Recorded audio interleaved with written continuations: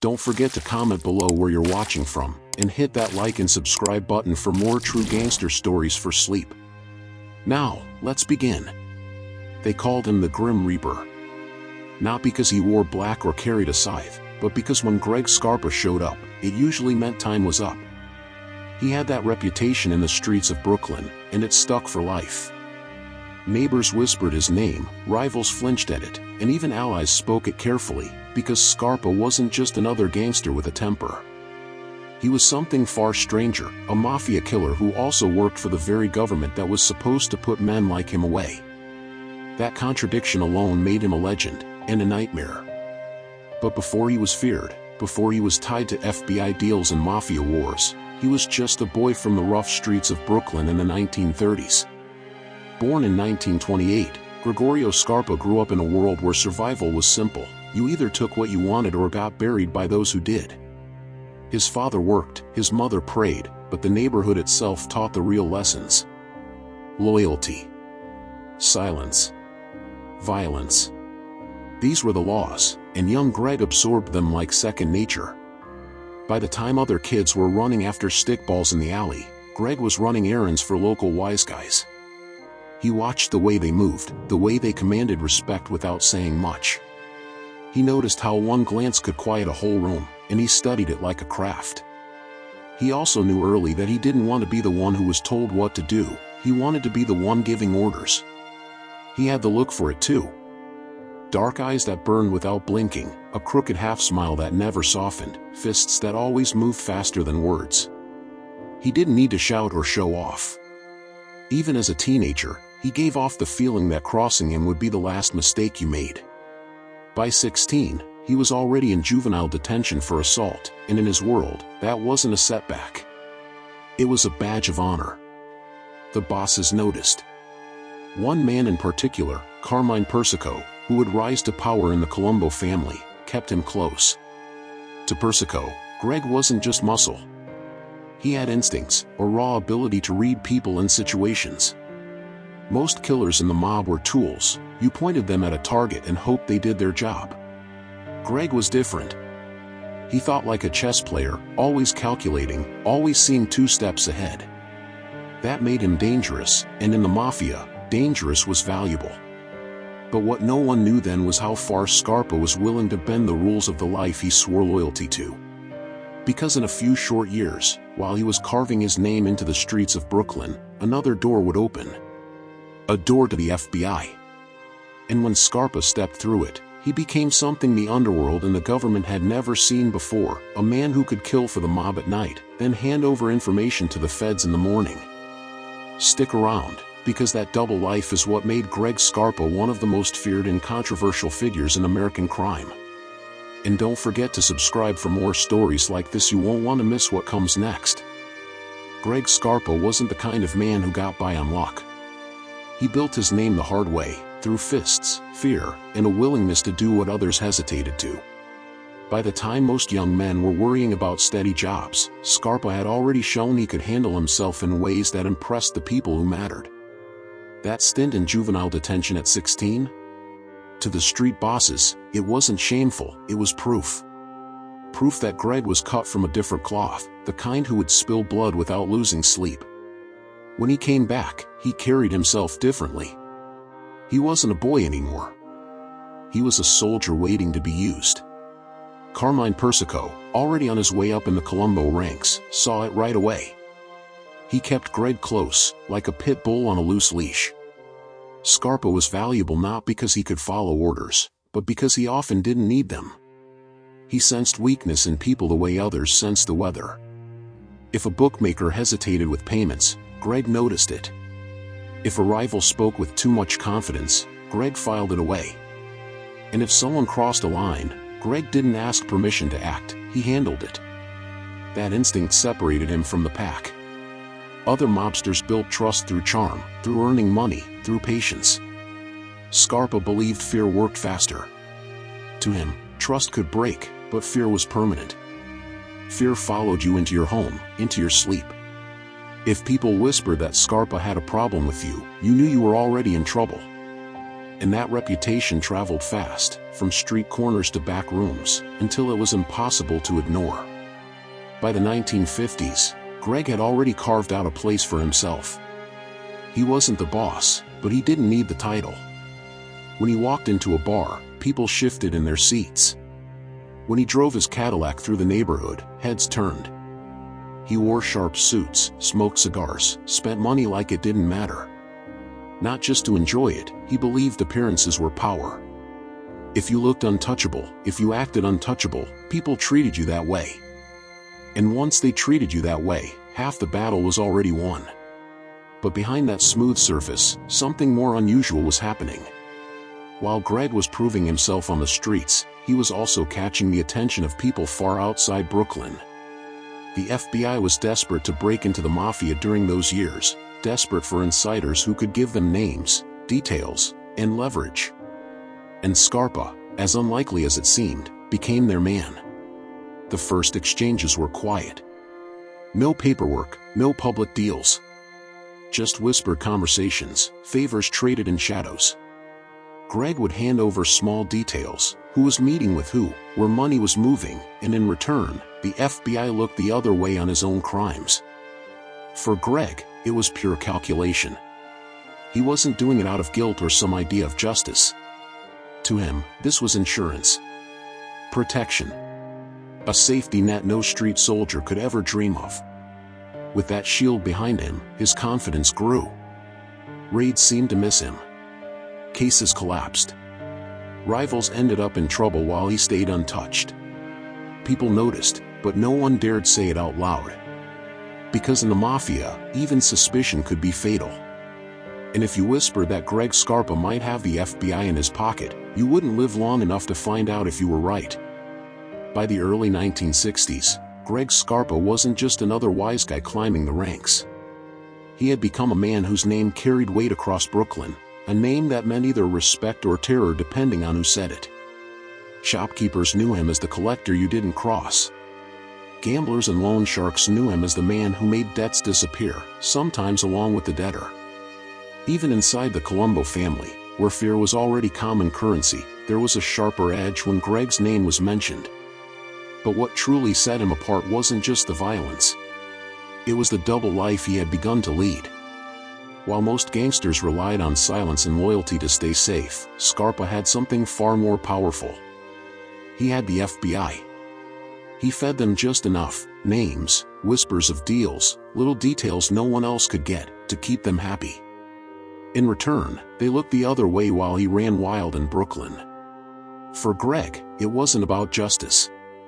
It wasn't about guilt. It was leverage. The government was a bigger ally than any crew, and he knew it.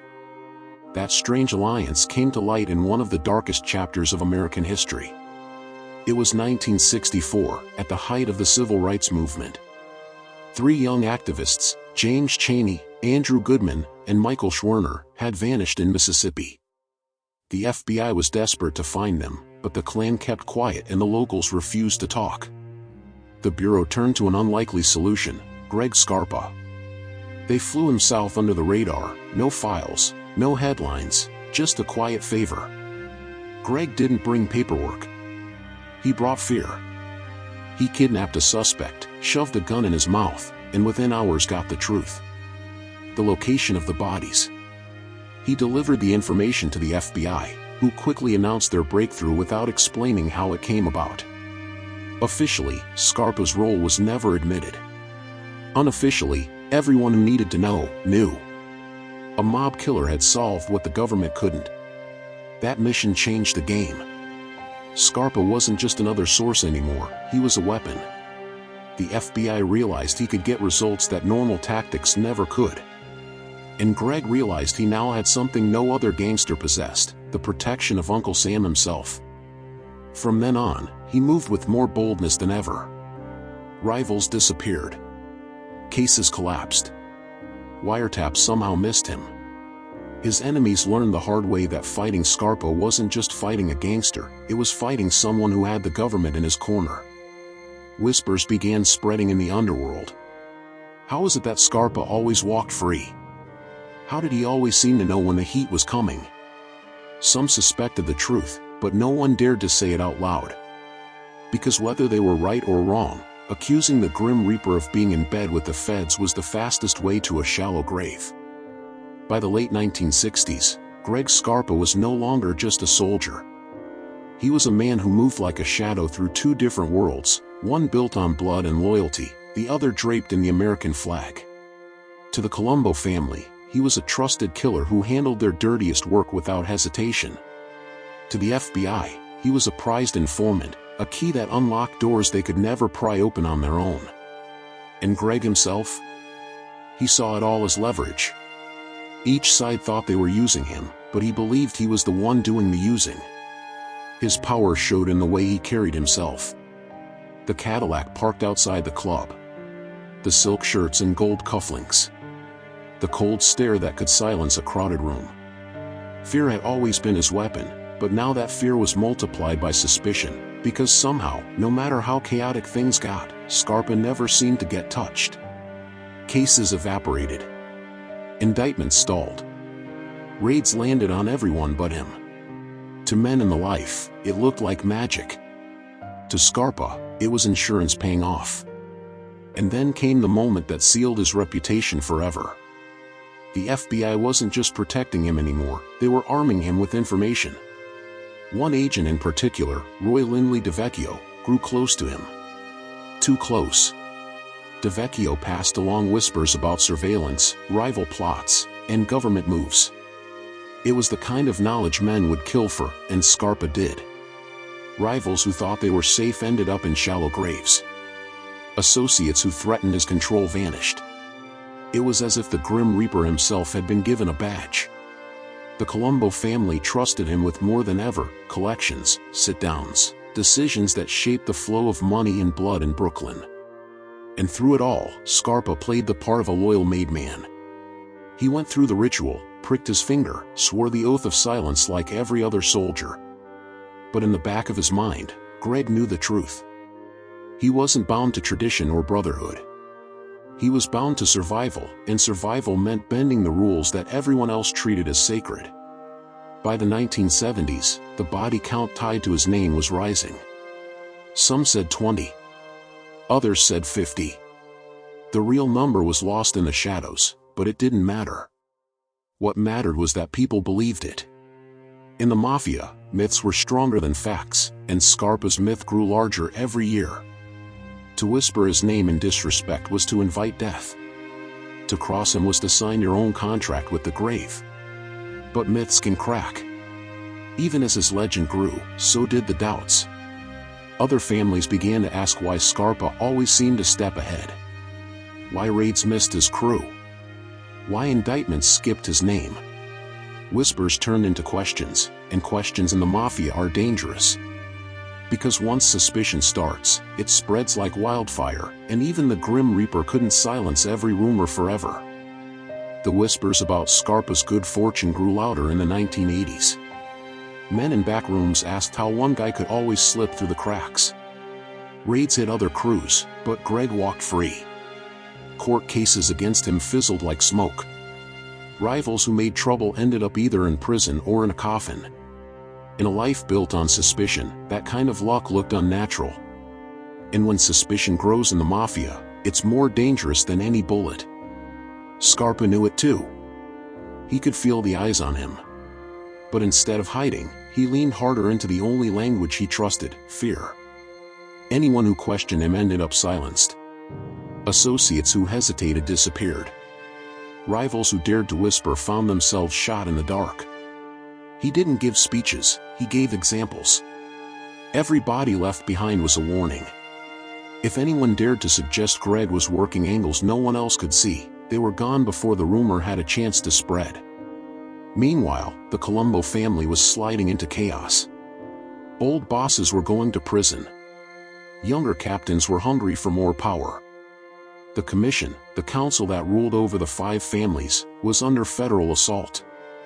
Bugs, wiretaps, undercover agents, indictments. Everywhere the mob turned, the law was closing in. Yet Scarpa kept moving like he had a shield around him. That shield, of course, was the FBI, though no one dared to say it aloud. Scarpa thrived in the turmoil. He patrolled Brooklyn in armored cars, guns tucked under seats, his vest hidden beneath tailored suits. To the outside world, he looked untouchable. To his crew, he was a general. To his enemies, he was death itself. It was during these years that the nickname the Grim Reaper stuck for good. Because when Greg Scarpa's name was attached to you, it meant your time was short. He also dragged his son, Greg Jr., deeper into the life. To Scarpa, this wasn't cruelty, it was preparation. He believed Jr. had to learn early that softness was weakness. He showed him how to read a man's fear, how to make threats stick, how to carry a gun like it was part of his body. Scarpa thought he was protecting his son by teaching him survival. But in reality, he was handing him the same curse that had defined his own life. Behind the bravado, cracks were starting to show. The FBI's own ranks were divided. Some agents wondered why Scarpa was so clean while others around him fell. Files didn't add up. Witnesses disappeared at convenient times. Even inside the bureau, the whispers were beginning. Scarpa could sense it. The phone calls weren't as frequent. The protection didn't feel as solid. But instead of pulling back, he pushed harder. The violence grew quicker, the orders sharper. He no longer wasted time with politics or waiting for answers. If he saw a problem, he ended it. Simple as that. To the men who followed him, it was proof that the Grim Reaper had no patience left. To those watching from the outside, it was a sign that Scarpa was starting to lose control, not of others, but of himself. It should have been routine. A surgery for ulcers, nothing unusual for a man who lived on cigars, stress, and rich food. But inside that operating room, something happened that even Greg Scarpa couldn't control. A tainted blood transfusion. The Grim Reaper, the man who built his empire on fear, had contracted HIV. And in time, it would become full-blown AIDS. At first, he tried to hide it. The Cadillac still pulled up outside the clubs. He still wore sharp suits and smoked cigars like nothing had changed. To most, he looked like the same untouchable Scarpa. But those close to him began noticing the truth. The weight loss. The cough that lingered. The tiredness in his movements. Still, if anyone dared bring it up, his eyes turned cold, and the conversation ended. Weakness, to Scarpa, was death. If anything, the illness made him more violent. He sensed the clock ticking, and he wasn't going to let anyone see him fade. Where once he might have waited a week to settle a score, now he wanted it done that night. Associates whispered that he had grown reckless, but no one dared say it to his face. The Grim Reaper couldn't afford to look human. He doubled down, showing that even when his body failed, his reputation could not. Meanwhile, his deal with the FBI was starting to crumble. For decades, he had leaned on them like an invisible shield, but now the Bureau itself was under scrutiny. Other agents noticed how often Scarpa walked free, how raids always seemed to miss him. Roy DeVecchio, his longtime contact, was being questioned about just how close he had gotten. The protection that once made Scarpa invincible was slipping, and he knew it. At home, life was no calmer. His longtime companion, Linda Shiro, watched as he wasted away but still refused to let go of control. Guns were hidden in drawers, cash stuffed into envelopes beneath the floor, phones ringing at all hours. His son, Greg Jr., was no longer just watching, he was carrying out his father's orders, stepping into the line of fire. To outsiders, it looked like a son carrying on the family name. But to those who understood, it was desperation, a dying father clinging to power by using his own child as an extension of himself. And outside the Scarpa home, Brooklyn itself was on fire. The Colombo family was tearing itself apart in a bloody civil war. On one side, loyalists to Carmine Persico. On the other, followers of Victor Little Vic Orena. Scarpa, too weak to stand in the street, still directed the war from the shadows. Drive-bys in broad daylight, ambushes outside restaurants, bullets spraying sidewalks. His men carried out orders like soldiers, while Scarpa sat coughing in a chair, playing general of a battlefield he couldn't step onto. Even as illness consumed him, his legend held. Enemies who thought he was too weak to strike didn't live long enough to prove it. To the outside, the Grim Reaper still walked. But behind closed doors, Scarpa knew the truth. No amount of fear, no favor from the FBI, no act of violence could stop what was already inside him. By the early 1990s, Scarpa's world looked like a war movie. The Colombo family was split in two, Persico's loyalists on one side, Little Vic Arena's rebels on the other. Brooklyn streets became battlegrounds. Cars rolled up spraying bullets in broad daylight. Soldiers were gunned down outside restaurants. Families buried their dead while the next round of violence was already being planned.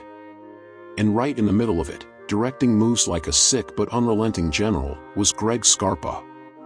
Too weak to patrol the streets himself, he ran the war from his home in the back seats of bulletproof cars. His voice, raspy from sickness, still carried enough weight to send men into action.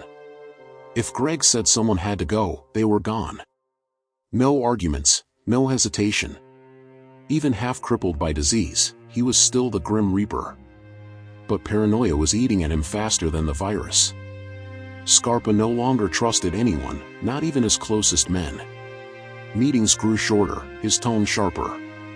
If someone hesitated, if someone seemed unsure, Scarpa read it as betrayal. And betrayal, in his world, had only one answer. Associates who had been with him for years suddenly vanished. Friends turned into ghosts. Even his own crew flinched under his gaze. The FBI was also watching closely. For decades, they had treated Scarpa as an asset, but now even they were questioning the cost. Roy DeVecchio's name was whispered in headquarters as agents wondered just how many lives had been lost because of this unholy alliance. How many hits had Scarpa pulled off with the Bureau's information? The shield that had once made him untouchable was cracking, and Greg felt it. At home, his son Greg Jr. was dragged deeper than ever. The boy had grown up watching his father bend the world to his will, and now he was carrying orders that made him a target too. Scarpa thought he was preparing Jr. to lead. In truth, he was passing down a death sentence. Every errand, every hit, every whispered order tied the boy tighter to the war. It wasn't legacy, it was a trap. Brooklyn itself pulsed with fear. The name Scarpa meant two things at once: protection if you stood beside him, or a death warrant if you stood against him. For some, he was still the figure who made enemies disappear. For others, he was a curse dragging everyone close into the grave. The disease made him frilier, but somehow his legend grew darker. Because people feared not just the man, but the idea of him. Still, the war couldn't last forever. Indictments stacked higher, informants whispered louder, and the FBI grew more determined to cut ties. For the first time, Greg Scarpa faced a future he couldn't control. The Grim Reaper who had spent decades deciding when other men's time had run out was now running out of time himself. By 1992, the shield that had protected Greg Scarpa for decades was finally breaking apart. The FBI could no longer pretend they didn't know what he was doing. Internal investigators were asking why Scarpa always seemed to dodge indictments, why raids never touched him, and why men who crossed him ended up dead right after his cooperation with the Bureau.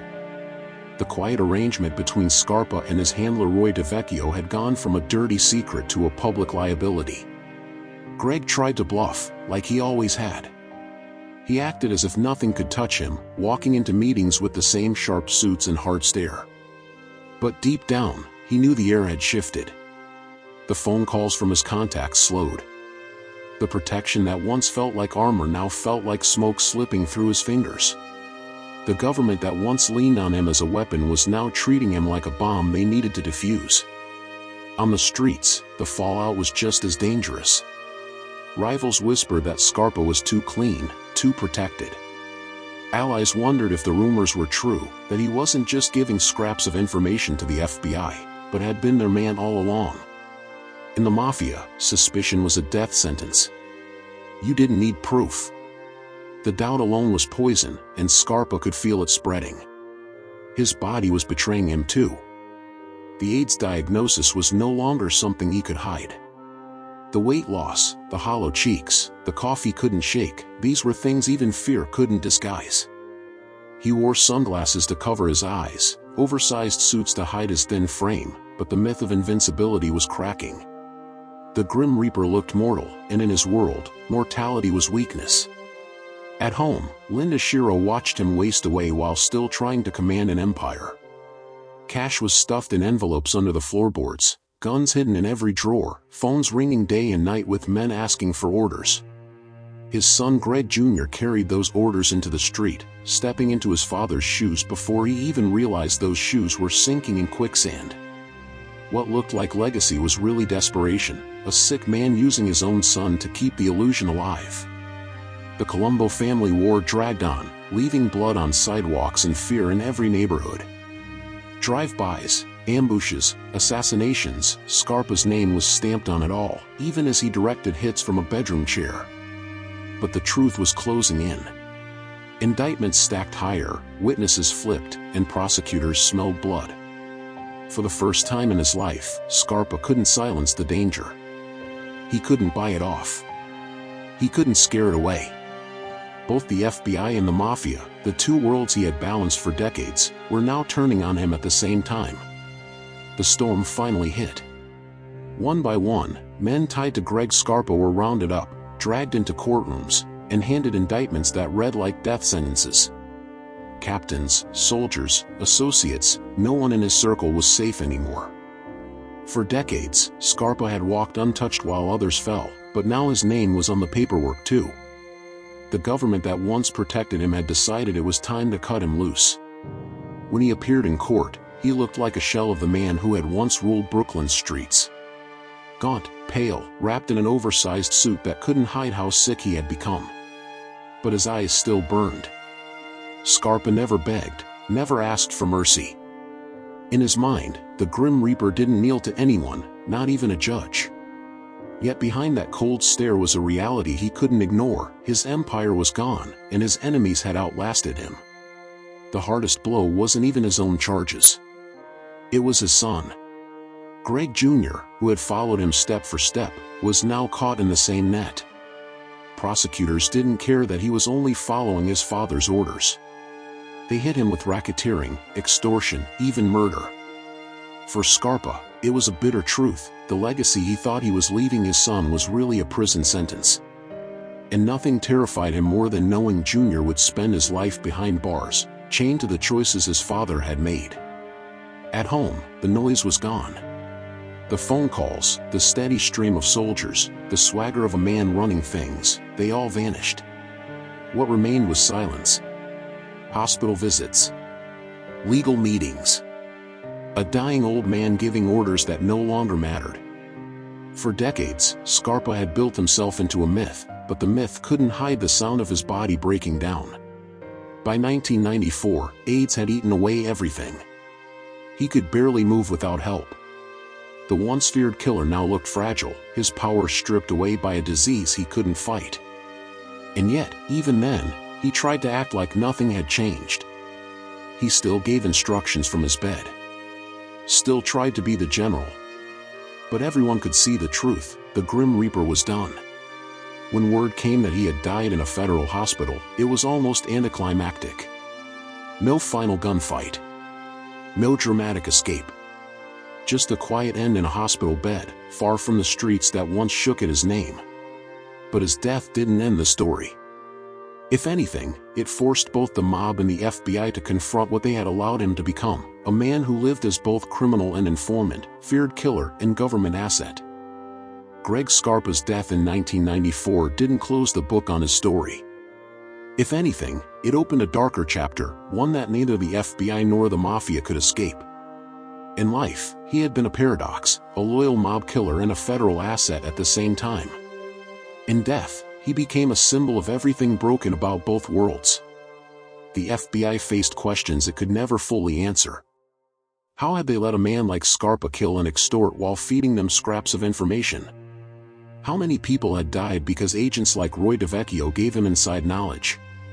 Congressional hearings circled the scandal, reporters dug into the files, and lawyers debated whether the Bureau had crossed a line it could never step back from. To many, Scarpa proved that law enforcement had been willing to trade morality for convenience, and the cost was written in blood. The Mafia carried his ghost too. Some remembered him as a fearless soldier, a man who never hesitated when orders came down. Others branded him a traitor, a rat who had poisoned the very code he had sworn to live by. In a life where silence and loyalty were sacred, Scarpa had broken both and still managed to outlive most of his enemies.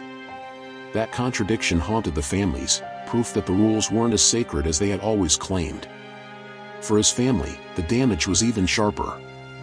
Greg Jr. sat behind bars for life, punished not just for his own crimes but for the shadow his father had cast over him.